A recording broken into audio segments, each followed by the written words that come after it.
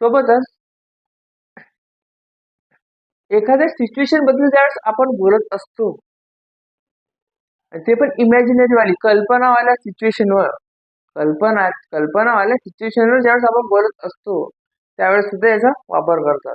किंवा ती कल्पना, ज्या कल्पनामध्ये आपण आपण म्हणतो की अशी अशी गोष्ट, जशी की माझी गर्लफ्रेंड माझ्याशी अशी अशी वागते जशी की ती माझी बायकोची लागली.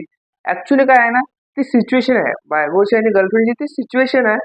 परंतु कसं आहे, ती सिच्युएशन खरी नाही, ट्रू नाही. ती सिच्युएशन ट्रू नाही, पण लाईकली म्हणजे मिळती जुळती सारखी आहे किंवा पॉसिबल आहे. संभावना आहे किंवा ते मिळती जुळती. गर्लफ्रेंड म्हणल्यानंतर पॉसिबिलिटी पण आहे, ते गर्लफ्रेंड बायको बनू पण शकते. समोरच्या दृष्टीने करतो म्हणलं लग्न तर नाही, करतो म्हणलं तर धोका दिला तर ब्रेकअप झाला तर नाही होत. पण जोपर्यंत ती गर्लफ्रेंड आहे किंवा लव्हर आहे